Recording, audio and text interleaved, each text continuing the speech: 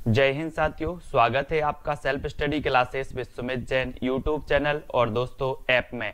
दोस्तों बहुत सारे स्टूडेंट को ऐप डाउनलोड नहीं करते बन रहा है या फिर कर भी लिया है तो कोर्स भी नहीं देख पा रहे हैं। तो मैं आज उनको बता दूं कि ये जो सेल्फ स्टडी क्लासेस इस प्रकार से जब आप प्ले स्टोर से करते हैं तो ये आपका वेल जो है आइकन उसमें लगा हुआ है ना। तो इस प्रकार से सेल्फ स्टडी क्लासेस आपको सर्च करना है और ऐसे आइकन में आपको ऐप मिलने वाला है। ठीक है, तो दोस्तों हम देखें कि प्ले स्टोर में आपको इस प्रकार से दिखेगा ये सेल्फ स्टडी क्लासेस। ठीक है, ये प्ले स्टोर में आपको सेल्फ स्टडी क्लासेस का ऐप दिखने वाला है। ठीक है, ये इमेज उसमें डली है, ये आइकन, ये लोगो उसमें डला है। ठीक है, अब दोस्तों इसको इंस्टॉल करना है, यहां से आप इंस्टॉल करेंगे। ठीक है, अब इंस्टॉल करेंगे तो वहां पर आपको नंबर मांगेगा, जीमेल नंबर मांगेगा, तो आपको ओटीपी आएगा, तो आप रजिस्टर करके आगे बढ़ेंगे। आपका पहला प्रश्न है कि अर्थ शब्द का आस्य नहीं है, तो अर्थ का आस्य क्या नहीं है? चार विकल्प हैं आपके सामने, धन, निमित्त, प्रयोजन या फिर शब्द। तो अर्थ का आस्य क्या नहीं होता साथियों, ये हमें बतानी है यहां पर। तो चार विकल्प में से जल्दी से चयन करेंगे सभी लोग।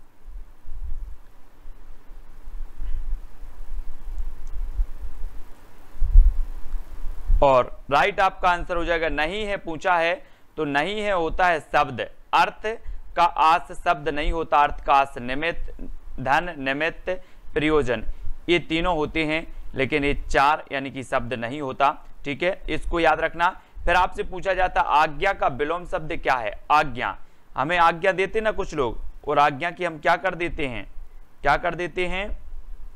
लिखो कमेंट में पटाख से आज्ञा का विलोम।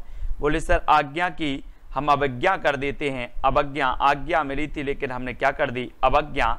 तो हमारा आज्ञा का जो विलोम होगा वो 4 नंबर बिल्कुल सही हो जाएगा। अब आज्ञा की अवज्ञा नहीं करना है, ठीक है, आज्ञा ही करना है, आज्ञा का पालन करना है। फिर आपसे पूछा जाता है जहरीला शब्द में कौन सा प्रत्यय है? जहरीला में प्रत्यय बताना है साथियों, ईला, रीला, एला या फिर अरीला, कौन सा हो जाता है जहरीला में?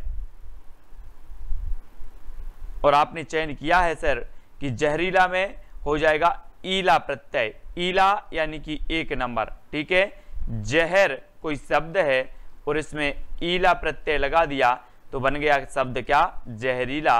तो ईला प्रत्यय आपका 1 नंबर बिल्कुल सही हो जाएगा। ठीक है, 1 नंबर। फिर पूछा जाता है कि शहडोल जिले में बोली जाने वाली प्रमुख बोली कौन सी है? दोस्तों शहडोल जिला में, और ये जो शहडोल है, शहडोल ये कहाँ आता है? आपका बघेलखंड के पठार में आता है शहडोल, और ये शहडोल संभाग भी है। तो आप बघेलखंड के पठार में आता है तो आपको चयन करना है कि यहाँ पर कौन सी बोली बोली जाएगी। बघेलखंड के पठार में ये शहडोल आता है तो यहाँ पर कौन सी बोली बोली जाएगी? और आपने बिल्कुल सही चयन किया है कि सर ये बघेलखंड के पठार में आता है तो ये बघेली बोली यहाँ पर बोली जाएगी, यानी कि 3 नंबर आपका यहाँ पर बघेली बिल्कुल सही हो जाएगा। ठीक है, ये अवधी, बघेली, छत्तीसगढ़ी ये पूर्वी हिंदी के अंतर्गत आती है। अवधी, बघेली और छत्तीसगढ़ी है ना, तो ये बघेली पूर्वी हिंदी के अंतर्गत आती है, ये भी आपको चयन करना है। नेक्स्ट है मोहन ने चोर को पीछे से पकड़ लिया, वाक्य कैसा है? मोहन ने चोर को पीछे से पकड़ लिया, ये वाक्य हमें बताना है, कैसा वाक्य माना जाएगा? स्थान बोधक माना जाएगा या फिर दिशा बोधक है? कौन सा बोधक है दोस्तों? चयन करें। और आपने बिल्कुल सही चयन किया है कि सर ये मोहन ने चोर को पीछे से पकड़ लिया। पीछे यानी कि दिशा है कोई, है ना, तो ये दिशा बोधक है, दिशा बोधक, यानी 3 नंबर आपका बिल्कुल सही हो जाएगा। ठीक है, 3 नंबर। नेक्स्ट है अंगारे फांकना मुहावरे का अर्थ क्या है? इन मुहावरे को हमें प्रैक्टिस करना है, जितनी ज्यादा आप प्रैक्टिस करोगे मुहावरे उतने ज्यादा आपको क्लियर होंगे। ठीक है, तो अंगारे फांकना, इस मुहावरे का अर्थ क्या हो जाता है? ऐसा काम करना जिसका फल बुरा हो, साहसपूर्ण कार्य करना, क्रोध या ईर्ष्या से जलना या फिर चुनौती देना। तब अंगारे फांकने का जो अर्थ होगा वो क्या हो जाएगा? आपने चयन किया है कि ऐसा काम करना जिसका फल बुरा हो, यानी कि अंगारे फांकना, है ना। इसका अंगारे फांकने का देखो, इसका अर्थ 1 नंबर बिल्कुल सही है, जो बिल्कुल अलग है ना, 1 नंबर आपका बिल्कुल सही हो जाएगा। फिर आपसे पूछा जाता है दोस्तों कि राम ने आसानी से शिव धनुष तोड़ दिया, वाक्य कैसा है? आज्ञा सूचक है ना, इच्छा सूचक है, विधानवाचक है या फिर संकेतार्थक है? कैसा वाक्य माना जाएगा इसमें? बालसुधा जी, सीमा रितिका जी, आशु गोंडवाल जी, प्रश्न क्रमांक 7 में राम ने आसानी से शिव धनुष तोड़ दिया, ये वाक्य कैसा है? आसानी से तोड़ दिया, आसानी से तोड़ दिया, तो ये तो क्या है? विधानवाचक वाक्य है, विधानवाचक है ना। विधान यानी कि जो सी नंबर है, 3 नंबर है, वो आपका बिल्कुल सही होगा। राम ने आसानी से शिव धनुष तोड़ दिया, ये आपका विधानवाचक वाक्य माना जाएगा। 3 नंबर आपका बिल्कुल सही हो जाएगा। ठीक है, 3 नंबर ये विधानवाचक है। काली मिर्च पद में कौन सा समास है? दोस्तों हम पढ़ते हैं ना, लाल मिर्च काली मिर्च, है ना, लाल मिर्च काली मिर्च, मिर्च बड़ी तेज है, पढ़ते ना अपन लोग, मिर्च बड़ी तेज है। और काली मिर्च पद में समास बताना है, बहुब्रीहि समास होगा, द्विगु समास होगा, कर्मधारय या फिर द्वंद्व समास। तो हम कुछ भी पढ़ें वो क्या हो जाएगा कि जो काली है, काली ये मिर्च की विशेषता बता रहा है, काली, तो काली मिर्च है ना, तो हम इसका क्या करेंगे? काली है जो मिर्च, तो काली है जो मिर्च यानी कि कर्मधारय समास। ठीक है, कर्मधारय यानी 3 नंबर आपका बिल्कुल सही होगा यहाँ पर, 3 नंबर। ठीक है, नेक्स्ट आपको बताना इच्छा शब्द का पर्यायवाची क्या है? प्रश्न क्रमांक 9 में इच्छा, आप लोगों की इच्छा होती है, अब इच्छा का पर्यायवाची क्या माना जाएगा? उसे और क्या कहते हैं इच्छा को? किशोर सिंह जी, सपना कुशवाहा, इच्छा शब्द का पर्यायवाची हमें चयन करना है। इच्छा को क्या कहा जाता है? आकांक्षा, ईहा, ईप्सा या फिर उक्त सभी? तब आपने चयन किया है कि सर इच्छा को आकांक्षा भी कहा जाता है, ईहा भी कहा जाता है और ईप्सा भी कहा जाता है, यानी कि उक्त सभी। और 3 नंबर आपका बिल्कुल सही होगा, 3 नंबर। ठीक है, आकांक्षा, ईहा और ईप्सा ये तीनों कहा जाता है और तीनों आपका बिल्कुल सही है। ठीक है, ये नेक्स्ट आपका है चोरटी है गोरटी या छोरटी अहीर की, पंक्ति किसकी है? ये पंक्ति में कौन सा अलंकार है ये बताना है। चोरटी है गोरटी या चोरटी अहीर की, पंक्ति में कौन सा अलंकार है? श्लेष, अनुप्रास, यमक या फिर उत्प्रेक्षा? कौन सा अलंकार हो जाएगा? एक दोस्तों अपन ने कल पढ़ा था विद्याधन अर्थी, है ना, विद्याधन अर्थी पढ़ा था। इसमें पता नहीं कैसे मैंने वृद्धि संधि आपको बता दिया, विद्याधन अर्थी, इसमें तो आपकी दीर्घ संधि है, दीर्घ संधि है ना, इसको सुधार लेना अगर आप कल की क्लास में थे तो। ठीक है, विद्याधन अर्थी, विद्यार्थी में आपका दीर्घ संधि होता है। ठीक है, ये चीज। अब आपको बताना अनुप्रास अलंकार, इसमें चोरटी है गोरटी या छोरटी अहीर की, यहाँ पर आपका अनुप्रास हो जाएगा। अनुप्रास यानी कि दोस्तों आपका 1 नंबर हो जाएगा। चोरटी है गोरटी या छोरटी अहीर की, अनुप्रास अलंकार के भी कई भेद होते हैं दोस्तों, कई भेद होते हैं अनुप्रास के। अनुप्रास में भी आपको पढ़ना है, 5 प्रकार के भेद होते हैं, है ना।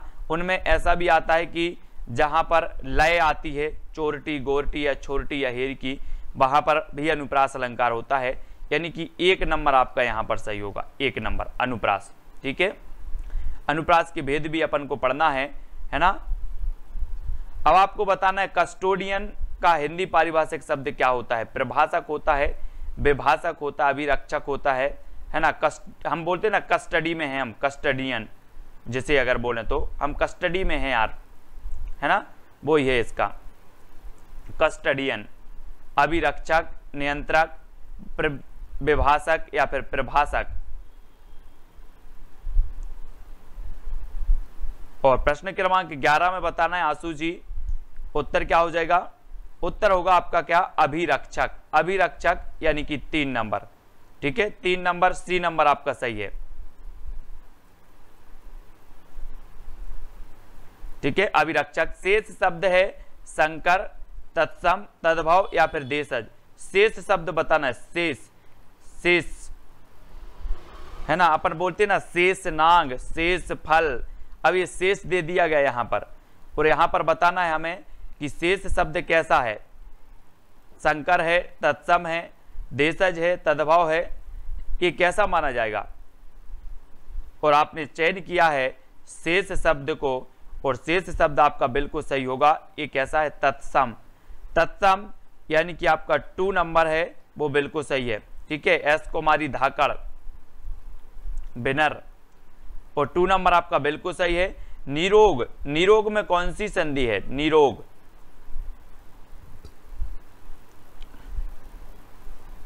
निरोग में संधि का चयन करना है।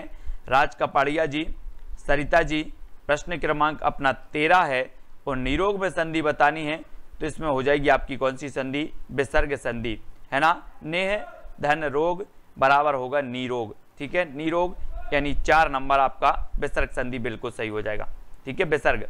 नेक्स्ट, मध्य प्रदेश से प्रकाशित साहित्यिक पत्रिका का नाम क्या है?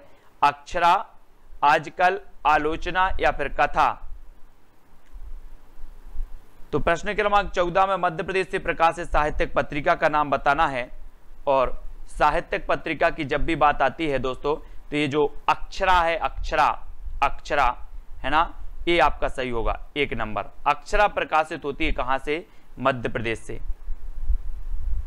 ये नंबर आपका बिल्कुल सही हो जाएगा, ठीक है। रवीना परमार जी, सरिता जी, अक्षरा पत्रिका कहां से प्रकाशित होती है? मध्य प्रदेश से। अब आपको बताना, हजारी प्रसाद द्विवेदी उपन्यासकार हैं, ललित निबंधकार हैं, समालोचक हैं या फिर सभी हैं? हजारी प्रसाद द्विवेदी, हजारी प्रसाद द्विवेदी के बारे में आपने पढ़ा होगा। इनके दोस्तों 3 ग्रंथ बहुत ही महत्वपूर्ण है। हिंदी साहित्य का आदिकाल, हिंदी साहित्य की भूमिका, है ना, और हिंदी साहित्य का उद्भव एवं विकास।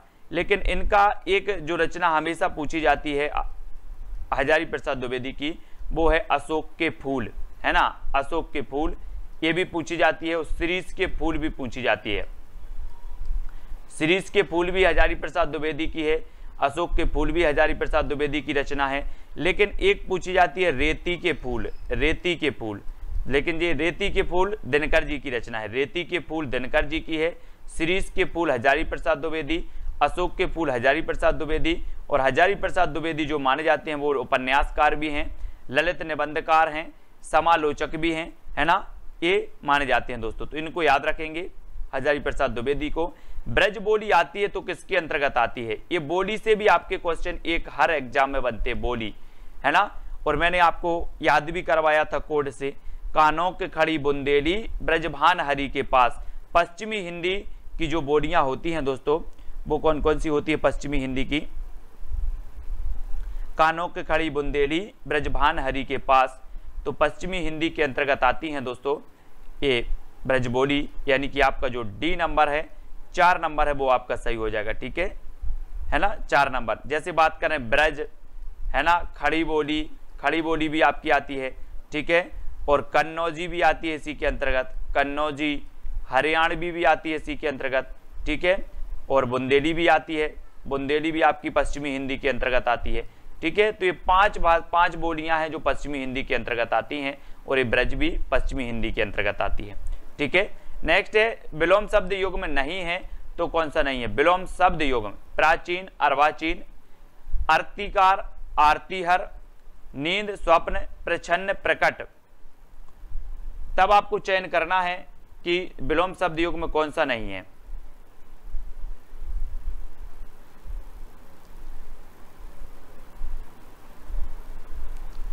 और यहां पर हमने देखा कि नींद और स्वप्न ये विलोम नहीं है ना। विलोम है क्या? बोले सर वो तो नींद में स्वप्न आ जाते हैं कभी कभी, लेकिन ये विलोम नहीं होते, ये विलोम शब्द योग में नहीं है। यानी 3 नंबर आपने बिल्कुल सही चयन किया है, 3 नंबर, ठीक है। अब अगला क्वेश्चन है आपका शुद्ध वाक्य का चयन करना है। अभंग एक प्रकार का मराठी छंद है। आपका निवेदनकर्ता या फिर आपका भावदीव, तो शुद्ध वाक्य कौन सा हो जाएगा साथियों इसमें? वकील ने कागजों की जांच की या फिर आपका निवेदनकर्ता?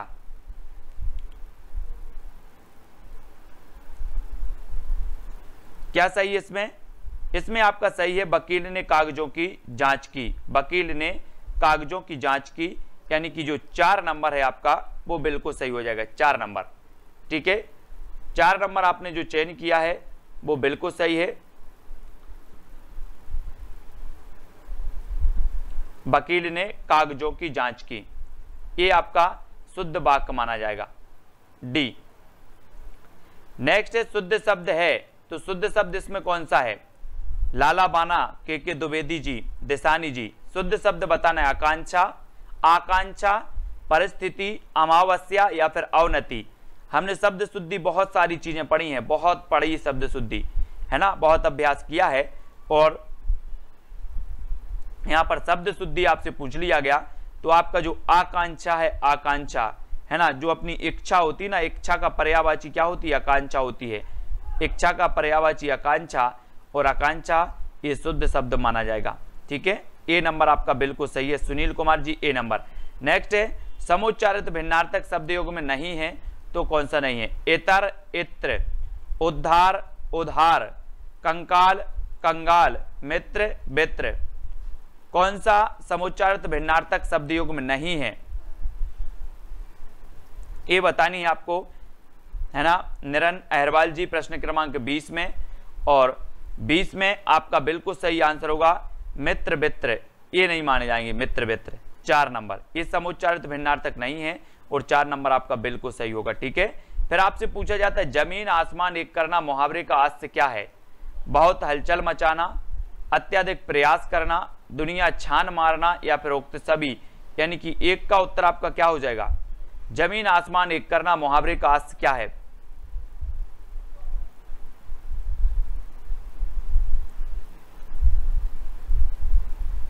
और यहां पर आपका बिल्कुल सही है उक्त सभी, यानी 4 नंबर।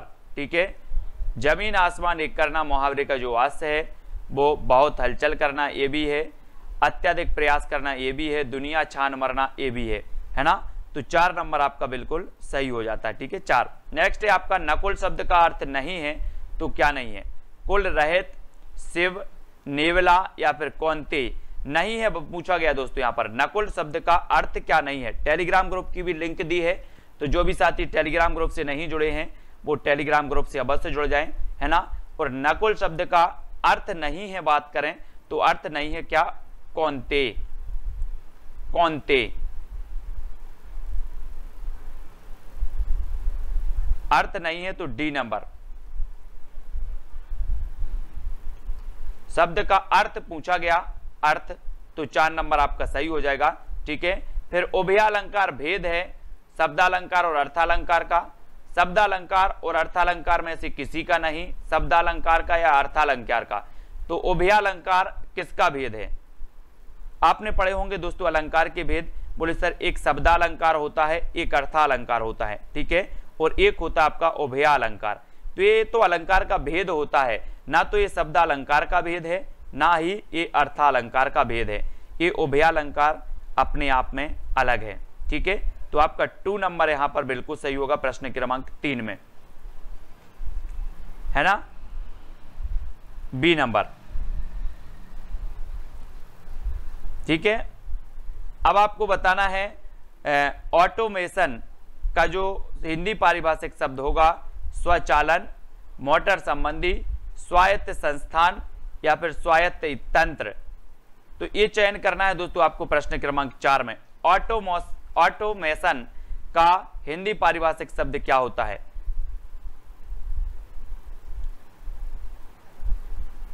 और आपने बिल्कुल सही चयन किया है कि ऑटो बोलते ना हम, ऑटो प्ले बोलते हैं, ऑटो प्ले है ये तो, यानी कि स्वचालन है, स्वचालित है, यानी कि 1 नंबर आपका बिल्कुल सही है। ठीक है,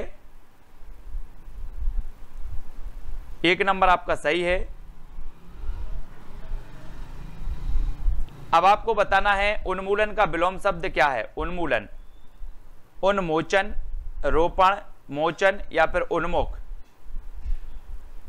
उन्मूलन का विलोम क्या हो जाता है? अपन बोलते ना गरीबी उन्मूलन, है ना, गरीबी उन्मूलन यानी कि गरीबी हटाओ बोलते। तो उन्मूलन का विलोम हमें बस चयन करना है यहां पर। रोपण, रोपण तो है नहीं, है ना। मोचन, उन्मुख या फिर उन्मोचन। तो प्रश्न क्रमांक 5 में आपका विलोम बताना, सॉरी विलोम बताना तो रोपण ही है, उन्मूलन का रोपण हो जाएगा, है ना। रोपण यानी कि बी नंबर, बी सही है, बी। ठीक है, प्रश्न क्रमांक 5 में विलोम बताना था इसलिए रोपण आपका बिल्कुल सही है ना। उन्मूलन का रोपण, बी नंबर।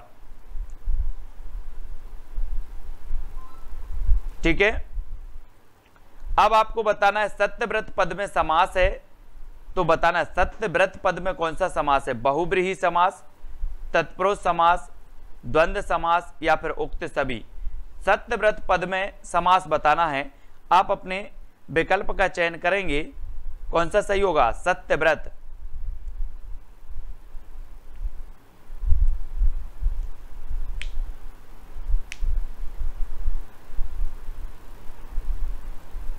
तब आपका बिल्कुल सही आंसर होगा दोस्तों, सत्यव्रत पद में समास पूछा गया तो कौन सा होगा?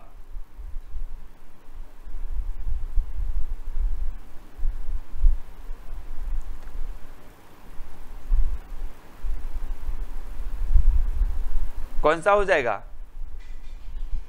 यहां पर तो उत्तर दिया उक्त सभी।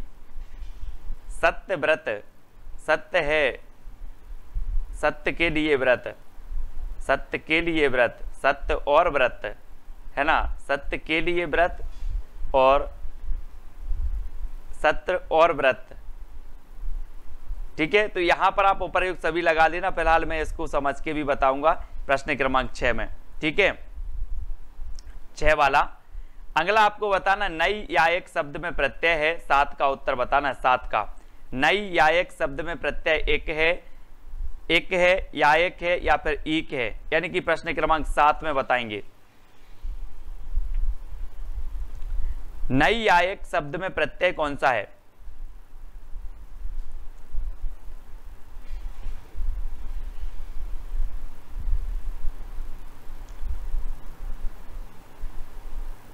और नई या एक शब्द में जो प्रत्यय होगा वो होगा एक प्रत्यय, एक यानी कि 1 नंबर।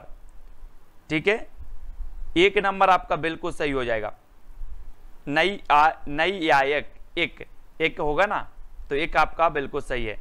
वो सत्यव्रत वाला मैं बताऊंगा, आप तत्पुरुष होगा वैसे, है ना, बिल्कुल सही। यदि वह आता तो मैं चला जाता, वाक्य कैसा है? आज्ञा सूचक वाक्य है, इच्छा सूचक है, विधानवाचक या संकेतार्थक है। यदि वह आता तो मैं चला जाता, वाक्य कैसा है? प्रश्न क्रमांक 8 में यदि वह आता तो मैं चला जाता, यहां पर संकेतार्थक वाक्य है, यानी कि 4 नंबर संकेतार्थक। वह आता तो मैं चला जाता, यहां पर संकेत दिया गया तो संकेतार्थक आपका बिल्कुल सही होगा। पृथ्वीराज रासो में आपको बताना, पृथ्वीराज रासो है क्या है? उपन्यास है, महाकाव्य है, खंड काव्य है या फिर नाटक है?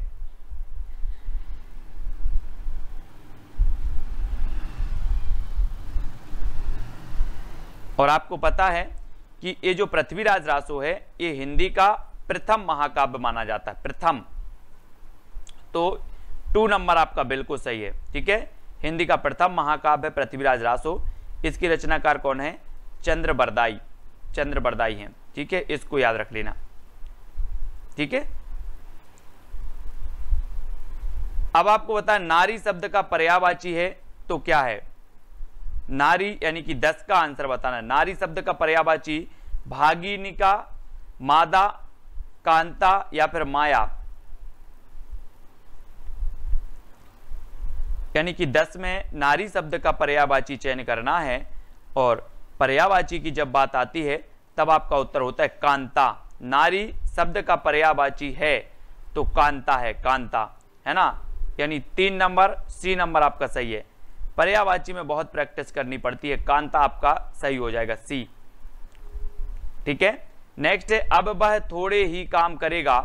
अब वह थोड़े ही काम करेगा, वाक्य कैसा है? निषेध परक संरचना है इसकी, विनम्रता सूचक संरचना है, विधि सूचक संरचना है या फिर कारण कार्य संबंध संरचना है। अब वह थोड़े ही काम करेगा, कैसी संरचना है इसकी? इसमें क्या बोध करवाया गया, वो चीज चयन करनी प्रश्न क्रमांक 11 में। तो बताएं SM तिवारी जी। अब वह थोड़ी ही काम करेगा, यानी कि इसमें आपका सही उत्तर होगा कौन सा? निषेध परक संरचना है इसमें, है ना, निषेध परक। अब वह थोड़ी ही काम करेगा यानी कि नहीं काम करेगा, ये नंबर आपका सही होगा। इसमें कारण कार्य नहीं है, निषेध परक। अब वह थोड़े ही काम करेगा, निषेध परक संरचना है, वह काम नहीं करेगा, थोड़े ही काम करेगा यानी कि नहीं करेगा, है ना। एक कहा गया है, अगर आपको इसको शब्द की लय और उससे पढ़, अब वह थोड़े ही काम करेगा, अब नहीं करेगा, मतलब इसका अर्थ है ना, इसका जो संरचना है इसका अर्थ है वो नहीं करेगा ही निकल रहा, यानी 1 नंबर आपका सही होगा, निषेध परक संरचना। ठीक है, अब आपको बताना बारेली बोली किस जनजातीय समूह से संबंधित है। वारेली, बारेली यानी कि 12, भील जनजाति से, कोरकू से, गोंड से या फिर बैगा से, कौन सी जनजाति से संबंधित है बारेली बोली।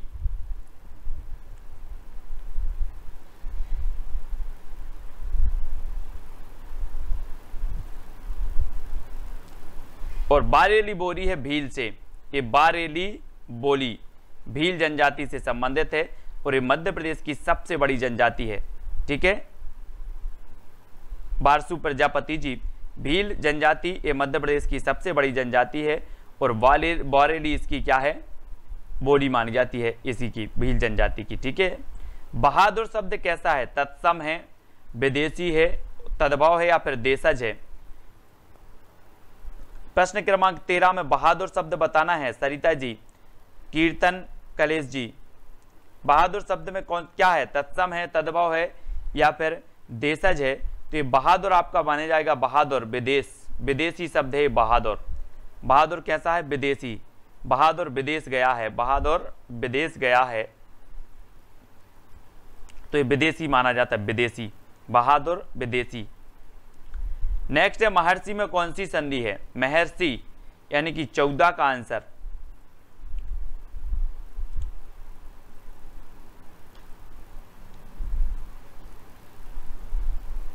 और आपका सही आंसर होगा, क्या हो जाएगा, महाधन ऋषि, यानी कि आ के बाद क्या आ रहा है, री आ रहा है, आ के बाद री, तो आपकी कौन सी संधि हो जाएगी, गुण स्वर संधि, है ना। गुण यानी कि आपका 1 नंबर है वो बिल्कुल सही हो जाएगा, गुण स्वर संधि। ठीक है, महर्षि में गुण स्वर यानी 1 नंबर आपका सही होगा।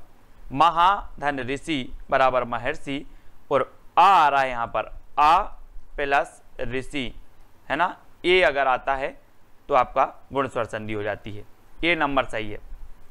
नेक्स्ट आपको बताना, 14 सितंबर 1949 में भारत की संविधान सभा द्वारा हिंदी को मान्यता दी गई, किस रूप में मान्यता दी गई। 14 सितंबर अभी आने वाला है और हिंदी दिवस मनाएंगे अपन, है ना, 14 सितंबर को, और 14 सितंबर 1949 को हिंदी को मान्यता दी गई संविधान सभा द्वारा। तो किस रूप में दी गई, विभाषा के रूप में, मानक भाषा के रूप में, राष्ट्रभाषा के रूप में या फिर राजभाषा के रूप में, किस रूप में ये मान्यता दी गई साथियों। प्रश्न क्रमांक 15 में हम लोग पढ़ते ना कि अनुच्छेद 343 के तहत संविधान में जो है हमारी हिंदी भाषा को राजभाषा बनाया गया, है ना, तब आपका यहाँ पर उत्तर होगा राजभाषा। अब बहुत सारे लोग 3 क्या बता रहे, 3 नहीं होगा इसका, राष्ट्रभाषा नहीं, राजभाषा, राजभाषा के रूप में, यानी कि आपका जो डी नंबर है, डी नंबर वो सही हो जाएगा। सीमा कुमारी, है ना, पारो कुशवाहा जी। 4 नंबर बिल्कुल सही है, सीता जी, है ना, सरिता जी, अभिषेक जी। ये राजभाषा के रूप में मान्यता मिली थी, ना कि राष्ट्रभाषा के रूप में। अभी राष्ट्रभाषा नहीं लगाना, है ना, ये राजभाषा। ठीक है, 4 नंबर सही होगा। हमारे भारत की राष्ट्रभाषा कोई नहीं है। राष्ट्रभाषा मतलब होता है पूरे देश की संपर्क भाषा, और हिंदी पूरे देश की संपर्क भाषा नहीं है, इसलिए हमारे देश की कोई राष्ट्रभाषा नहीं है। राष्ट्रभाषा के लिए आंदोलन चालू जरूर चले कि हिंदी को राष्ट्रभाषा बनाया जाए, है ना, उसके बाद उसका विरोध भी हुआ। ठीक है, तो ये राजभाषा है अपनी हिंदी। ठीक है, 4 नंबर आपका सही होगा। फिर आपको बताना, भोपाल से प्रकाशित पत्रिका का नाम क्या है। 16 का उत्तर, आहा जिंदगी, सरस सलेल, ईश्वरी या फिर जाह्नवी। भोपाल से प्रकाशित पत्रिका का नाम।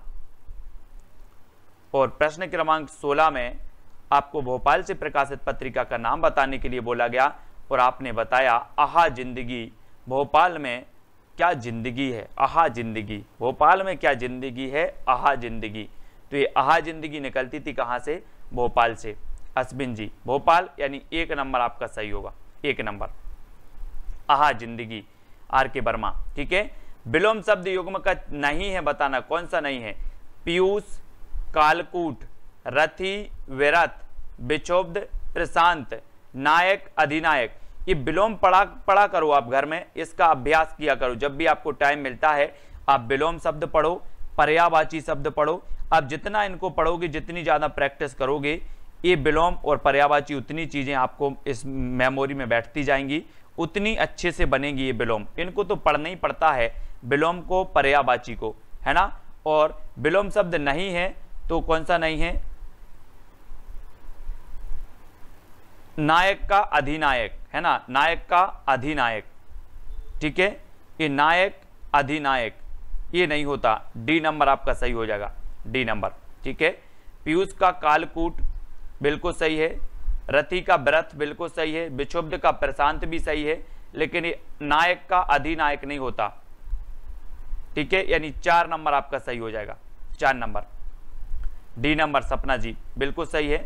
नेक्स्ट आपको बताना है निम्न में से शुद्ध वाक्य कौन सा है? तुम तो अवश्य ही जाओगे, चरखा काटना चाहिए, यह कविता अनेक भाव प्रकट करती है, या फिर मुझसे यह काम संभव नहीं हो सकता। तो आपको बताना है कि इसमें तुम तो अवश्य ही जाओगे, ये आपको चयन करना है, कौन सा शुद्ध हो जाएगा?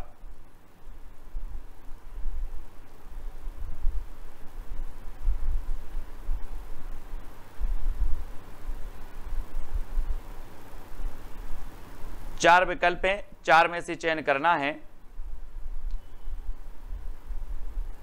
और आपने चयन किया है कि यह कविता अनेक भाव प्रकट करती है। यह कविता अनेक भाव प्रकट करती है। चरखा काटना चाहिए, चरखा नहीं काटना चाहिए, तुम तो अवश्य ही जाओगे, है ना, अवश्य ही नहीं आना था यहाँ, अवश्य जाओगे, है ना। यह कविता अनेक भाव प्रकट करती है, ये आपका सही होगा। मुझसे यह काम संभव नहीं हो सकता, है ना, तो ये याद रख लेना। और अगला आपको है दोस्तों, निम्नलिखित में से शुद्ध वाक्य का चयन करना है। यहाँ पर शुद्ध वाक्य कौन सा है? आपने वो गाना सुना होगा ना, नायक नहीं खलनायक हूं मैं, सुना है सभी लोगों ने कि नहीं सुना? सुना होगा, सुना है तो वो नायक का वो ही माना जाता है, खलनायक। नायक का विलोम होता है खलनायक, नायक नहीं खलनायक हूं मैं। और यहाँ पर वही पूछा गया था। और शुद्ध शब्द यहाँ पर आपने बताया विभीषिका, है ना, प्रणाम नहीं लिखा जाता, पूज्य ऐसा नहीं लिखा जाता, पूर्व भी नहीं लिखा जाता, तो विभीषिका यानी 4 नंबर हो जाता है, 4 नंबर, ठीक है, इसको याद रखेंगे। नेक्स्ट 20 का समुच्चरित भिन्नार्थक शब्द युग में कौन सा नहीं है? समुच्चरित और भिन्नार्थक, अणु, अनु, चाय, कॉफी, उपेक्षा, अपेक्षा, अंत, अंत। और 20 का आंसर आपका सही होगा, क्या होगा? समुच्चारित भिन्नार्थक शब्द युग में नहीं है तो चाय कॉफी, चाय कॉफी, ये समुच्चारित भिन्नार्थक तो नहीं लग रहा, यानी 2 नंबर, चाय कॉफी आपका बिल्कुल सही है। अड़ियल शब्द में कौन सा प्रत्यय है? अड़ियल शब्द में हमें प्रत्यय का चयन करना है, यल है, ला है, ईयल है, या फिर ईयल है। तो 4 विकल्प हैं और अड़ियल में हमें चयन करना है कि प्रत्यय कौन सा है। तब आप 4 विकल्प में से बताएंगे। और साथियों आपको पता है कि जो प्रत्यय हैं वे शब्द के अंत में लग करके क्या लाते हैं, उनमें परिवर्तन, अर्थ में परिवर्तन लाते हैं। और यहां पर आपसे अड़ियल पूछा गया और अड़ियल में आपका हो जाएगा ईयल प्रत्यय, यानी 4 नंबर आपका बिल्कुल सही हो जाता है, 4 नंबर, ठीक है। 4 जो आपने बताया है वो बिल्कुल सही है, ठीक है। फिर नेक्स्ट प्रश्न देखते हैं, कुछ है जो बराबर मुझे यहां खींच रहा है, वाक्य बताना है। ये वाक्य कैसा है? स्थान बोधक वाक्य है, विनम्रता सूचक वाक्य है, विधि सूचक वाक्य है, या फिर कारण कार्यबोधक संरचना है। इनमें से 4 में से आपने चयन किया प्रश्न क्रमांक 2 में कि सर कुछ है जो बराबर मुझे यहां खींच रहा है। यहां कहां, यहां कहां, आप करो कहां, तो कहां कोई स्थान तो होगा, यानी कि ये क्या हो जाएगा आपका प्रश्न क्रमांक 2 में। आसू जी, गोंडवाल, दीनू जी, प्रश्न क्रमांक 2 में यहां खींच रहा है मतलब ये क्या है, किसी स्थान की बात कर रहा है। यहां आपने कहा कहां, तो कहां कोई स्थान होगा, बोले यहां, इस स्थान पर, ठीक है, इस स्थान पर, तो ये स्थान बोधक संरचना है, ठीक है। 1 नंबर आपका बिल्कुल सही हो जाएगा, 1 नंबर, ठीक है। फिर बढ़ जाते हैं अगले क्वेश्चन की ओर। अनुसरण में कौन सी संधि है दोस्तों? अनुसरण अयादि स्वर संधि है, यण स्वर संधि है, व्यंजन है, या फिर विसर्ग संधि है। तो यहां पर आपको चयन करना है अनुसरण में। कौन सी संधि हो जाएगी? और आपने बिल्कुल सही चयन किया है कि सर इसमें यण संधि तो है नहीं, अयादि तो है नहीं, क्योंकि स्वर के बाद कोई स्वर आ नहीं रहा है ना, विसर्ग है नहीं, तो कौन सी है फिर? व्यंजन संधि है। व्यंजन संधि यानी 3 नंबर आपका सही हो जाएगा इसमें, ठीक है। अनुसरण में जो संधि है वो व्यंजन संधि 3 नंबर, सी नंबर आपका बिल्कुल सही होगा, विसर्ग नहीं होगी इसमें, सी आपका बिल्कुल सही होगा, ठीक है। क्रस का विलोम क्या होगा? क्रस, क्रस बताना है दोस्तों, समीचीन, पीन, विशालता या फिर पतला, यानी कि प्रश्न क्रमांक 4 में हमें चयन करना है और क्रस बताना है कि क्रस का विलोम क्या है। चयन करेंगे फटाक से और उत्तर बताएंगे सभी लोग।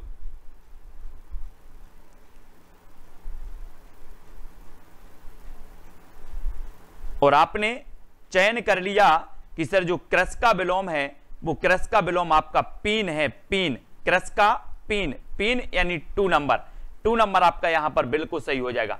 क्रस का पीन है ना, पीन यानी 2 नंबर, ठीक है। अब दोस्तों हमें बताना है उठा रखना मुहावरे का आस्य क्या है? उठा रखना, छोड़ रखना, कसर रखना, बाकी रखना या फिर उक्त सभी। उठा रखना, अपन बोलते ना कोई भी चीज को थोड़ा सा उठा रखना, थोड़ा सा उठा रखना, जैसे ए है टेप और इसमें ऐसे है, थोड़ा सा उठा रखना, इस प्रकार से है ना, बोल देते ना अपन। तो थोड़ा सा उठा रखना ये बतानी है दोस्तों। तो उठा रखना का जो आपका सही होगा वो क्या हो जाएगा? छोड़ के रखना, कसर रखना, बाकी रखना, अलग अलग जगह पर अलग अलग बोला जाता है ना। तो ये उक्त सभी आपका 4 नंबर बिल्कुल सही हो जाएगा, ठीक है, 4 नंबर। फिर अगला क्वेश्चन है, आपको बताना है दोस्तों स्टेटिस्टिशियन, स्टेटिस्टिशियन का हिंदी पारिभाषिक शब्द कौन सा है? सांख्यिकीविद कहेंगे इसे, अंकक कहेंगे, अंक शास्त्री कहेंगे या फिर अंकेक्षक कहेंगे, यानी कि 6 नंबर में, 6 में आपको चयन करना है। उत्तर आपका क्या होगा?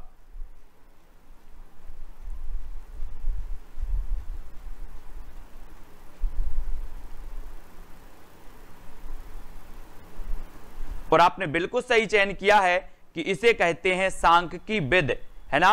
सांख्यिकीविद यानी कि आपका जो 1 नंबर है वो बिल्कुल सही हो जाएगा, 1 नंबर, ठीक है। फिर बढ़ जाते हैं दोस्तों अगले क्वेश्चन की ओर। दूध वाले से कहो कि भाई 20 लीटर दूध तुरंत ले आए, तुरंत ले आए। तो ये कैसा है? आज्ञा सूचक है या फिर इच्छा सूचक है, विधानवाचक है या फिर संकेतार्थक है? कैसा वाक्य माना जाएगा?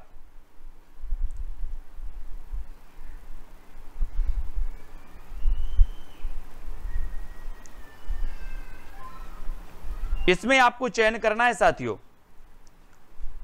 कि ये दूध वाले से कहो कि भाई 20 लीटर दूध तुरंत ले आए, ये कैसा है? ये आज्ञा सूचक, 1 नंबर आपका सही होगा, आज्ञा सूचक, ठीक है, आज्ञा सूचक वाक्य होगा। फिर है केरा के से पात बिहारने बहराने सिर शेष के पंक्ति में कौन सा अलंकार है? अलंकार आपने पढ़े हैं और आपको बताना है केरा के से पात बहराने सिर शेष के अन्योक्ति अलंकार, सहोक्ति, श्लेष अलंकार या फिर अतिशयोक्ति अलंकार।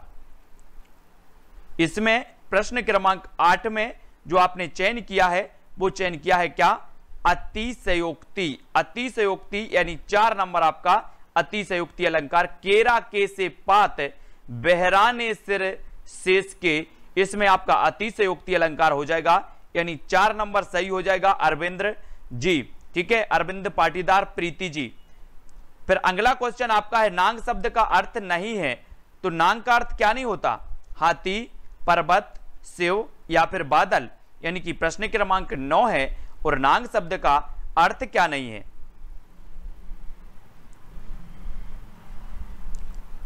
क्या नहीं होता? बोले सर नांग मतलब हाथी तो होता है, होता है, पर्वत भी होता है, बादल भी होता है, शिव भी होता है, तो कौन सा नहीं होता? कौन सा नहीं होता फिर? प्रश्न क्रमांक 9 में, और आपने चयन कर लिया कि सर शिव नहीं होता।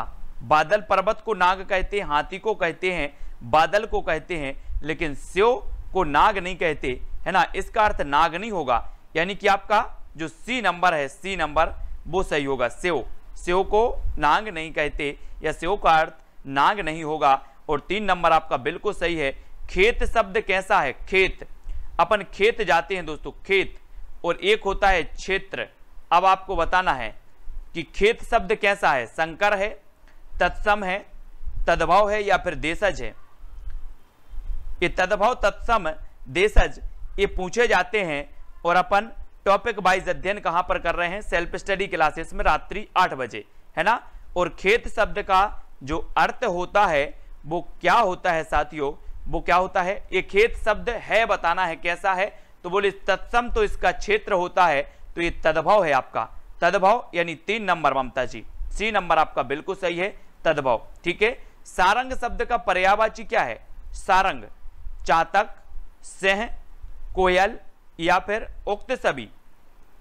सारंग का पर्यायवाची बताना है प्रश्न क्रमांक 11 में, और आपको चयन करना है। और दोस्तों सारंग शब्द का जो पर्यायवाची होता है वो होता है उक्त सभी। कोयल, सिंह और चातक ये सभी सारंग के पर्यायवाची होते हैं। और डी नंबर जो आपने बताया, डी नंबर उक्त सभी, ये बिल्कुल सही है, डी। ठीक है, डी आपका सही हो जाएगा।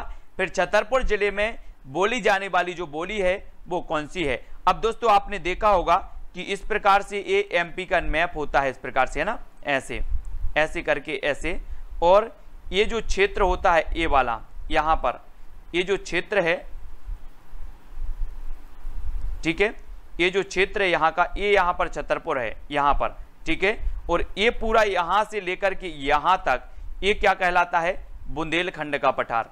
क्या कहलाता है? बुंदेलखंड का पठार। ठीक है। अब ये बुंदेलखंड का पठार है और इसके अंतर्गत छतरपुर आता है, तो यहाँ पर कौन सी बोली बोली जाएगी? बुंदेलखंडी, है ना, या फिर बुंदेली। और बुंदेली पश्चिमी हिंदी की है, पश्चिमी हिंदी की बोली मानी जाती है। ठीक है, ये तो पता ही है आपको। फिर नेक्स्ट आपके यथासंभव पद में कौन सा समास है? यथासंभव यानी कि प्रश्न क्रमांक 13 में अव्ययी भाव समास, द्विगु समास, कर्मधारय या फिर द्वंद्व समास। यथासंभव, तो यथा, यहां पर जो यथा लगा ये अव्यय, यानी कि जहां पर प्रथम पद अव्यय हो वहां पर आपका अव्ययी भाव समास होता है। और कल अपन ने समास का भी अध्ययन किया था, है ना। और यहां पर आपका अव्ययी भाव समास बिल्कुल सही हो जाएगा प्रश्न क्रमांक 1 का, प्रश्न क्रमांक 13 का 1 नंबर। ठीक है, 1 नंबर आपका बिल्कुल सही है। अव्ययी भाव समास। भवानी प्रसाद मिश्र की कृति कौन सी है दोस्तों? भवानी प्रसाद मिश्र, इनकी कृति का नाम बताना है। ये 4 कृति हैं, सूरज का ब्याह है, अपलक, गीत फरोश या फिर मगध। यानी कि प्रश्न क्रमांक 1 में भवानी प्रसाद मिश्र की बताना है। और हम क्या करते हैं? बोले सर हम भवानी के गीत गाते हैं, हम भवानी के गीत गाते हैं। तो देखो जरा ऑप्शन में कहाँ आ रहा गीत, तो गीत फरोश, गीत आ गया। बोले सर गीत, तो गीत फरोश, और हम भवानी के गीत गाते हैं, तो ये गीत फरोश आपकी भवानी प्रसाद मिश्र जी की हो जाएगी, गीत फरोश। यानी 3 नंबर, सी नंबर आपका बिल्कुल सही हो जाएगा, है ना। और नेक्स्ट आपको बताना, मध्य प्रदेश से प्रकाशित साहित्यिक पत्रिका नहीं, साहित्य पत्रिका है बतानी, तो कौन सी है? दस्तक, साहित्य त्रिवेणी, नवलेखन या फिर तुलसी मानस भारती। कौन सी इनमें से पत्रिका है जो मध्य प्रदेश से प्रकाशित है? यानी कि प्रश्न क्रमांक आपका 15 का चयन आपको करना है। तो 15 का क्या हो जाएगा दीपक जी? आपने बिल्कुल सही चयन किया है कि तुलसी मानस भारती, है ना। चित्रकूट के घाट पर भाई संतन की भीड़, और तुलसीदास चंदन घिसे तिलक देत रघुबीर। ये तुलसी मानस भारती और तुलसी समारोह मनाया जाता है कहां पर? चित्रकूट में, चित्रकूट, है ना, चित्रकूट, इसको याद रखेंगे। और मध्य प्रदेश से प्रकाशित पत्रिका है तुलसी मानस भारती, है ना। मगही बोली आती है तो किसके अंतर्गत आती है दोस्तों? मगही बोली आपको बताना है किसके अंतर्गत आती है।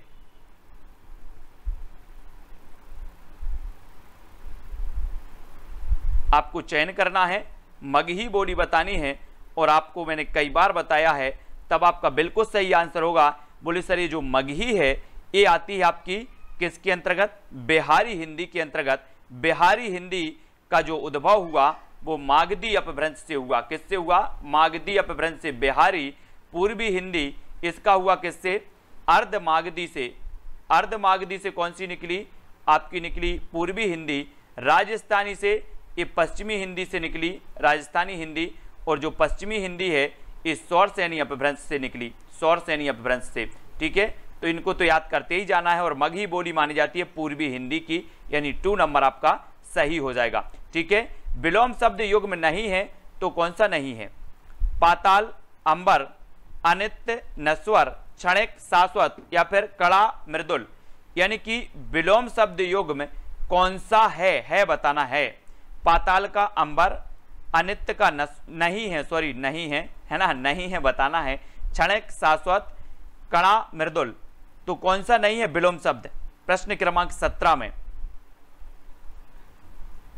और आपने चयन किया कि सर विलोम शब्द की बात आती है तो पाताल, अंबर, है ना, अपन बोलते हैं ना आकाश पाताल एक कर दिया, आकाश पाताल एक कर दिया, है ना। तो अनित्य, नश्वर, और यहां पर आपका बिल्कुल सही होगा अनित्य का नश्वर, अनित्य का नश्वर ये नहीं है, यानी 2 नंबर आपका सही होगा, 2 नंबर। ठीक है, बी नंबर आपका बिल्कुल सही है। क्षणिक का शाश्वत सही है, कड़ा का मृदुल सही है, लेकिन अनित्य का नश्वर नहीं है। ठीक है, तो बी जिन्होंने बताया उनका आंसर बिल्कुल सही है। फिर आपसे पूछा जाता है कि शुद्ध वाक्य क्या है? शुद्ध वाक्य, अतिथि को उबाल कर पानी पिलाओ, मेरे को बाजार जाना है, शीला के पास एक ही साड़ी है, या फिर मैंने थैले में सेव निकाला। तो शुद्ध वाक्य का चयन करना है, कौन सा होगा शुद्ध? अतिथि को उबाल कर, अतिथि को ही उबाल दो। बोले सर अतिथि को उबालना है, तो मैंने कहा नहीं नहीं नहीं, रहने दो, इसको गलत कर दो। ठीक है, अतिथि को नहीं उबालना। मेरे को बाजार जाना है, ये क्या सही है? शीला के पास एक ही साड़ी है, मैंने थैले में सेव निकाला, मैंने थैले में सेव निकाला, ये भी आपका गलत है। अब मेरे को बाजार जाना है, शीला के पास एक ही साड़ी है, इनमें से 50-50 की लाइफलाइन आपके पास पहुंच जाती है।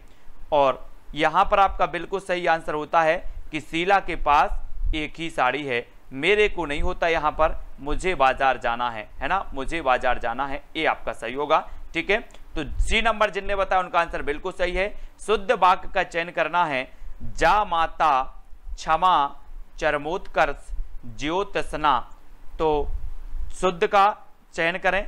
बोले सर ये क्षमा तो ये है नहीं शुद्ध, ज्योत्सना भी शुद्ध नहीं है, 2 तो मैंने काट दिए आपके। अब 2 में से आपको चयन करना है 50-50 में, सरिता जी, दीनू जी, संजय जी। उत्तर क्या होगा 19 का? बोले सर इसमें सही उत्तर जो आपका हो जाएगा वो जा माता सही होगा, जा माता 1 नंबर। ठीक है, जा माता आपका बिल्कुल सही है। ठीक है,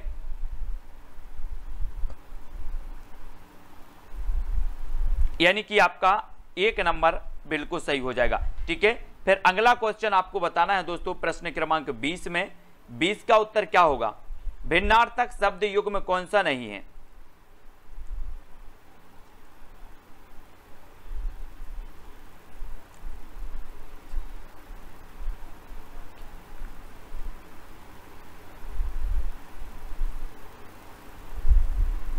और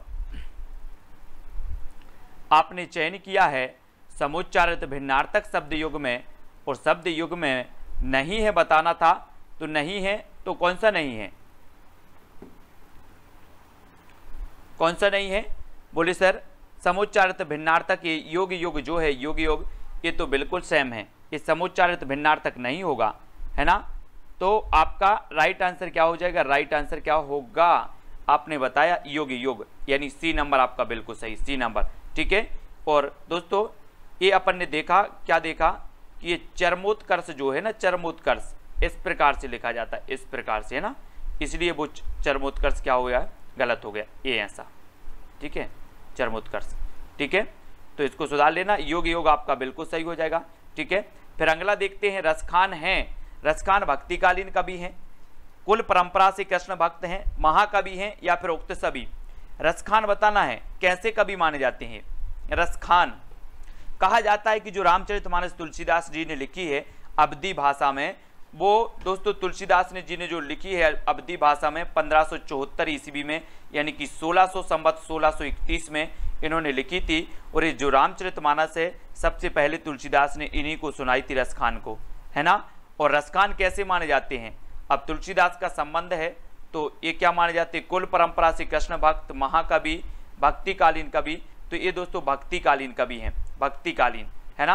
अब तुलसीदास के समय के हैं, मतलब तुलसीदास भक्ति काल के हैं, तो रसखान भी भक्ति काल के भी होंगे, है ना। तो आपका जो 1 नंबर है, 1 नंबर वो सही है, ये भक्तिकालीन कवि हैं, ठीक है, 1 नंबर। अगला बताना, अतएव में संधि है तो कौन सी है। अतएव गुण स्वर संधि, यण स्वर संधि, व्यंजन या फिर विसर्ग संधि। यानी कि प्रश्न क्रमांक 2 और 2 का चयन करना है, अतएव में संधि बतानी है।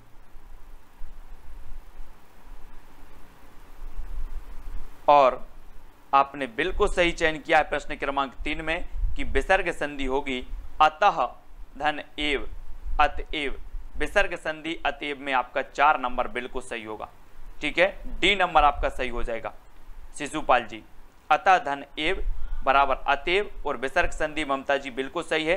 फिर बताना है, कनक शब्द का अर्थ नहीं है, नहीं, कनक का अर्थ क्या नहीं होता, गेहूं का आटा, धतूरा, पलास, केसर, क्या नहीं होता कनक का, कनक शब्द का अर्थ। यानी प्रश्न क्रमांक 3 में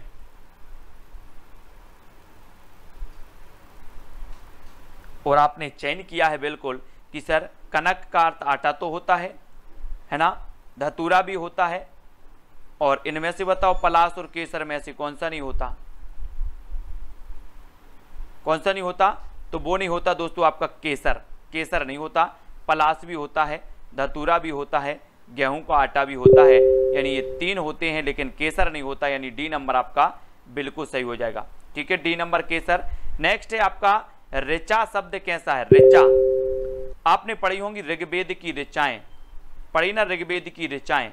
संकर है, तत्सम है, तद्भव है या फिर देशज है। ऋचा शब्द कैसा है।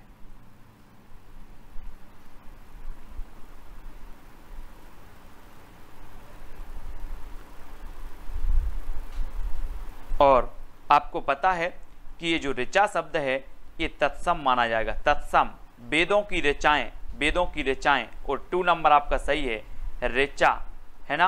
अधिकांश छा शब्द हों या फिर री शब्द हों, ये तत्सम शब्दों में ही प्रयोग ज्यादा होते हैं, है ना। तो ये जहां आपको ये प्रयोग दिख जाए मतलब वो तत्सम तो हो गई, छा और री, तो तत्सम सही है। अंगारों पर लौटना मुहावरे का आस्य क्या है। प्रश्न क्रमांक 5 में अंगारों पर लौटना मुहावरे का अपने कार्यों से किसी को जलाना, क्रोध या ईर्ष्या से जलना, चुनौतीपूर्ण कार्य करना, असंभव को संभव करना। तो अंगारों पर लौटना इस मुहावरे का अर्थ क्या हो जाता है प्रश्न क्रमांक 5 में, क्या हो जाता है।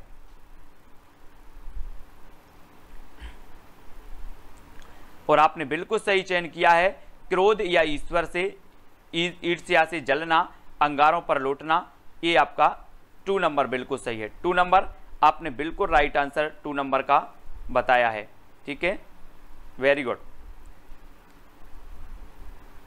और अगला क्वेश्चन है दोस्तों आपका, कल कानन कुंडल मोर पखा और पे बनमाल विराजती हैं, इसमें कौन सा अलंकार है। कल कानन कुंडल मोर पखा और पे बनमाल विराजती है, कौन सा अलंकार हो जाएगा इसमें, कौन सा हो जाएगा।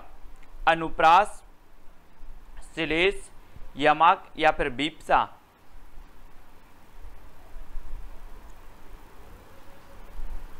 तो आपने बताया कि सर इसमें का की बार बार आवृत्ति हो रही है, यानी कि आपका अनुप्रास अलंकार 1 नंबर बिल्कुल सही हो जाएगा, 1 नंबर, ठीक है। का की आवृत्ति हो वहां पर आपका अनुप्रास अलंकार हो जाता है, ठीक है। और एक का की आवृत्ति आपकी हो, मतलब जहां पर एक ही वर्ण की आवृत्ति हो। और का की कल कानन कुंडल, है ना, कल कानन कुंडन केस बसे, और का की आवृत्ति हुई और आपने बिल्कुल सही अनुप्रास अलंकार लगाया, 1 नंबर, ठीक है। नेक्स्ट है, रीता रीवा के अभियांत्रिकी महाविद्यालय में पढ़ती है, वाक्य कैसा है। रीता रीवा के अभियांत्रिकी महाविद्यालय में पढ़ती है, आज्ञा सूचक वाक्य है, इच्छा है, विधान सूचक या संकेतार्थक है। कैसा वाक्य माना जाएगा इसमें। भगत सिंह जी, विक्रम जी, संजय जी। प्रश्न क्रमांक 1 में रीता रीवा के अभियांत्रिकी महाविद्यालय में पढ़ती है, ये वाक्य कैसा है? और आपने चयन किया है कि सर रीता अभियांत्रिकी विद्यालय में पढ़ती है, तो ये आपका विधिवाचक हो जाएगा, विधानवाचक हो जाएगी। 3 नंबर आपका बिल्कुल सही हो जाएगा। यहां पर हमें कोई आज्ञा नहीं लग रही, यहां पर कोई इच्छावाचक नहीं लग रहा है, यहां पर कोई संकेत नहीं दिया गया, तो विधानवाचक यानी कि 3 नंबर तो आपका हो ही जाएगा विधानवाचक। रीता रीवा की अभियांत्रिकी महाविद्यालय में पढ़ती है, ये आपका विधिवाचक या विधानवाचक हो जाएगा। ठीक है, तो आपका 3 नंबर बिल्कुल सही है। सी नंबर आज्ञा सूचक तो है ही नहीं, आज्ञा तो कोई दी नहीं जा रही यहां पर, है ना। नेक्स्ट आपको बताना नीलगाय पद में कौन सी समास है? नीलगाय पद में मंजुला जी, बहुब्रीहि समास, द्विगु समास, कर्मधारय समास या फिर द्वंद्व समास? नीलगाय पद में कौन सा समास है? प्रश्न क्रमांक 8 का चयन करना है। बोले सर नीली है जो गाय, नीली है जो गाय यानी कि नील क्या है? ये विशेषण है, और गाय क्या है? ये विशेष है, और विशेषण विशेष का जहां संबंध होता है वहां पर कौन सा हो जाता है? कर्मधारय समास, यानी कि प्रथम पद द्वितीय पद की विशेषता बता रहा है। तो नीलगाय में आपका कर्मधारय समास, नीली है जो गाय। ठीक है, सी नंबर आपका बिल्कुल सही होगा। आप किस तरफ जा रहे हैं? वाक्य कैसा है? प्रश्न क्रमांक 9 में आप किस तरफ जा रहे हैं? किस तरफ यानी कि कोई दिशा बताइए। बोले सर मैं इस तरफ जा रहा हूं, इस तरफ, ऐसे हाथ करके इस तरफ, इस तरफ, तो आपने देखा तो ये तो दिशा हो रही, उत्तर दिशा हो गई। बोले इस तरफ जा रहे हैं तो इस तरफ कोई दिशा है, तो ये दिशा बोधक होगा, किस तरफ जा रहे हैं, तो सी नंबर आपका सही होगा, सी। ठीक है, किस तरफ जा रहे हैं? इस तरफ जा रहे हैं, तो सी नंबर। ठीक है, नेक्स्ट है अनूपपुर जिले में कौन सी बोली बोली जाती है? अनूपपुर बताना है दोस्तों। और आपको पता है कि ये जो होते हैं आपके ये यहां पर अनूपपुर जिला है, ये है ना, और ये जो क्षेत्र है ये पूरा, ये क्षेत्र कहलाता है कौन सा? बघेलखंड का पठार। आपने शहडोल जिला सुना होगा, शहडोल, और शहडोल जिले में आता है कौन? अनूपपुर जिला, है ना। अनूप की उमरिया डोरी सी डोल रही, हमने शहडोल जिला के आपको याद करवाए थे ट्रिक से जिला। तो ये अनूपपुर आता है आपका बघेलखंड में। तो यहाँ पर निमाड़ी भी बोली नहीं बोली जाएगी, बुंदेली भी नहीं, माल भी नहीं, तो कौन सी? बघेली। बघेली यानी कि आपका उत्तर 3 नंबर, सी नंबर बिल्कुल सही होगा, बघेली।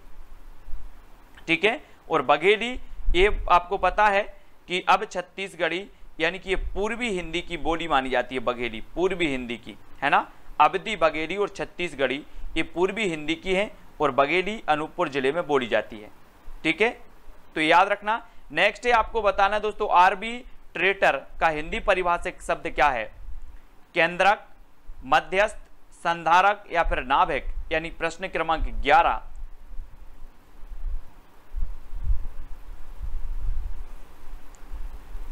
और आपने चयन किया है कि आर्बिट्रेटर मतलब होता है मध्यस्थ, मध्यस्थ यानी कि 2 नंबर, है ना। अपन बोलते ना यार आप आर्बिट्रेटर बन जाओ, यानी कि आप मेरे और उसके क्या बन जाओ? मध्यस्थ बन जाओ, मध्यस्थ, है ना, मध्यस्थता कर दो। तो ये मध्यस्थ यानी 2 नंबर आपका बिल्कुल सही होगा, बी नंबर, प्रीति जी। ठीक है, नेक्स्ट आपको बताना रंगीला शब्द में कौन सा प्रत्यय? रंगीला। अब प्रत्यय तो आपसे पूछा जाता है, इसलिए प्रत्यय को घोल करके पी लो, घोंट करके पीना है प्रत्यय को। बोले सर प्रत्यय मैंने घोंट करके पी ले, है ना, और प्रत्यय को अच्छे से याद रखना है। आपसे पूछा जाता है कौन सा प्रत्यय क्रिया के साथ लगता है, तब आपको बताना है कौन सा प्रत्यय क्रिया के साथ नहीं लगता, ये चीज याद करनी है। प्रत्यय कितने होते हैं, कौन कौन से होते हैं, ये चीज भी याद रखनी है आपको। जब आप पढ़ोगे तो प्रत्यय भी आपको समझ में आने लगेंगे, उपसर्ग भी अधिकांश लोग समझ जाते हैं, है ना, कि सर इसमें कौन सा है? ईला प्रत्यय है। रंग धन ईला बराबर क्या होगा? रंगीला। और आपका 1 नंबर बिल्कुल सही हो जाएगा, ये एला नहीं होगा, ईला होगा रंगीला में, रंगीला, ईला। ठीक है, नेक्स्ट आपको बताना है गंगा शब्द का पर्यायवाची क्या है? गंगा। अब गंगा के पर्यायवाची हमेशा पूछे जाते हैं, गंगा के, ठीक है, गंगा के पूछे जाते हैं और नदी के पूछे जाते हैं। अब सतर्क रहना, नदी यानी कि पूरी नदियां आती हैं, नदी के पर्यायवाची और गंगा के पर्यायवाची, नहीं तो नदी का पर्यायवाची पूछा और आप लगा दो गंगा के पर्यायवाची। बोले सर गंगा भी तो नदी है, गंगा नदी है, लेकिन नदी को और क्या कहा जाता है वो अलग है, गंगा को और क्या कहा जाता है वो अलग है ना। तो इसलिए पर्यायवाची में भी आपको भेद से पढ़ना है, अच्छे से पढ़ना है। ठीक है, ये गंगा का पर्यायवाची बताना है तो इसे दोस्तों क्या कहा जाता है? गंगा को, गंगा को कहा जाता है जाह्नवी। जाह्नवी यानी 3 नंबर, ठीक है, C number. C number Ganga का जो पर्यायवाची होता है वो जाह्नवी होता है, लेकिन नदी का पर्यायवाची जाह्नवी नहीं होता। हम पढ़ते ना कि सरिता, सरिता नदी का पर्यायवाची है ना। गंगा, जाह्नवी गंगा का पर्यायवाची है, ठीक है, इनको याद रखेंगे। अब अगला क्वेश्चन देखो, हिरास का विलोम क्या होगा? हिरास, अपन बोलते ना कि हिरास हो गया, हिरास, हिरास, प्रेरणा, विकास, रोदन या फिर व्यंग, यानी कि हिरास का विलोम शब्द कौन सा है?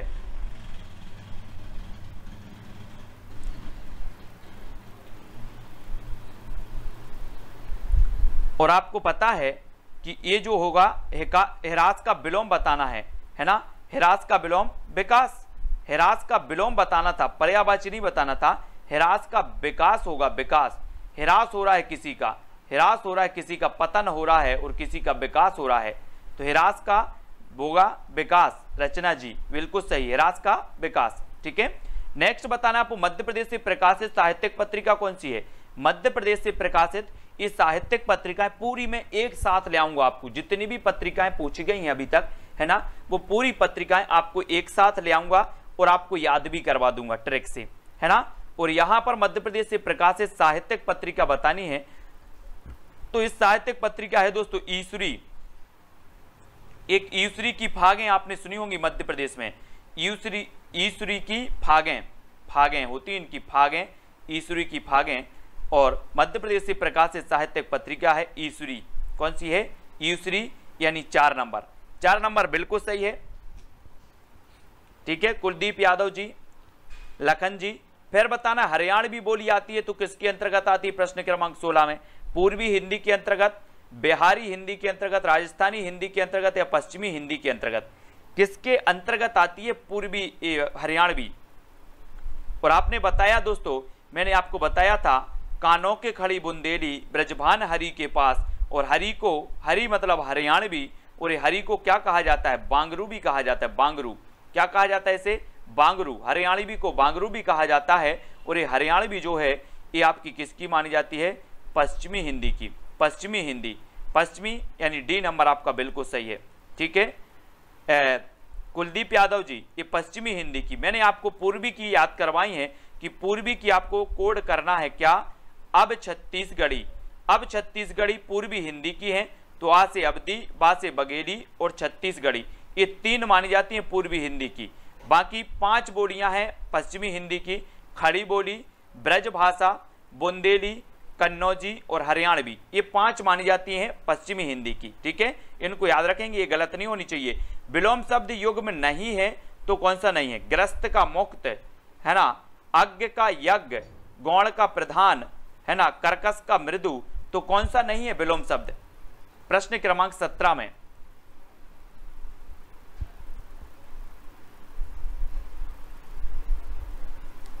बिल्कुल, जास्मिन खान जी, रचना सिंह जी, विक्रम जी, संगीता जी, SM तिवारी जी। प्रश्न क्रमांक 17 में आपने बिल्कुल सही बताया है। बोले सर अज्ञ का होता है विज्ञ, अज्ञ का विज्ञ, अज्ञ का यज्ञ नहीं होता, अज्ञ का यज्ञ नहीं होता, यानी कि आपका जो 2 नंबर है वो सही हो जाएगा, 2 नंबर, ठीक है।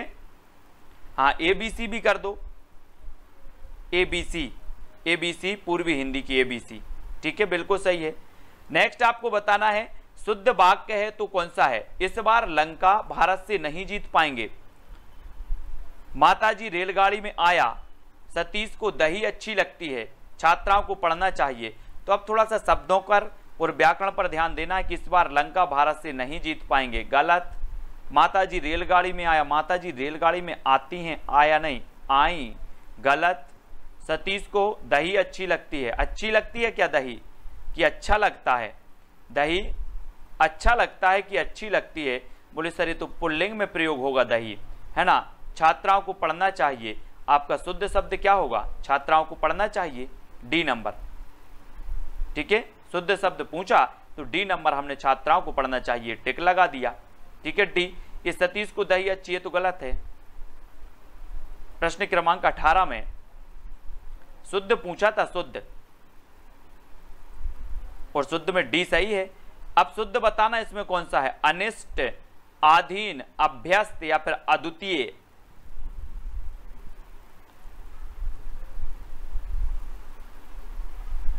और यहां पर शुद्ध शब्द शुद्धि से क्वेश्चन आपका आता ही है, वाक् शुद्धि और शब्द शुद्धि यहां से क्वेश्चन बनते हैं दोस्तों। और 19 का आपका अनिष्ट जो है ये शुद्ध है, यानी कि 1 नंबर आपका सही है। 1 नंबर जिन्होंने चयन किया है उनका आंसर बिल्कुल सही, अनिष्ट। ठीक है, अनिष्ट। नेक्स्ट है, और समुच्चारित भिन्नार्थक शब्द योग में नहीं है तो कौन सा नहीं है, 20 का उत्तर। अपकार का उपकार, अनल का अनिल, जन जन, अर्क का अरक। तो बोले सर ये जो जन और जन है ये तो बिल्कुल समान दिख रहा है, मतलब ये सी नंबर नहीं हो जाएगा। ठीक है, 20 का सी। अपकार उपकार ये समुच्चारक भी है और भिन्नार्थक भी है। ठीक है, स्टूडेंट को ऐप डाउनलोड नहीं करते बन रहा है या फिर कर भी लिया है तो कोर्स भी नहीं देख पा रहे हैं, तो मैं आज उनको बता दूं कि ये जो सेल्फ स्टडी क्लासेस इस प्रकार से जब आप प्ले स्टोर से करते हैं तो ये आपका वेल जो है आइकन उसमें लगा हुआ है ना। तो इस प्रकार से सेल्फ स्टडी क्लासेस आपको सर्च करना है और ऐसे आइकन में आपको ऐप मिलने वाला है। ठीक है, तो दोस्तों हम देखें कि प्ले स्टोर में आपको इस प्रकार से दिखेगा ये सेल्फ स्टडी क्लासेस। ठीक है, ये प्ले स्टोर में आपको सेल्फ स्टडी क्लासेस का ऐप दिखने वाला है। ठीक है, ये इमेज उसमें डली है, ये आइकन, ये लोगो उसमें डला है। ठीक है, अब दोस्तों इसको इंस्टॉल करना है, यहां से आप इंस्टॉल करेंगे। ठीक है, अब इंस्टॉल करेंगे तो वहां पर आपको नंबर मांगेगा, जीमेल नंबर मांगेगा, तो आपको ओटीपी आएगा, तो आप रजिस्टर करके आगे बढ़ेंगे।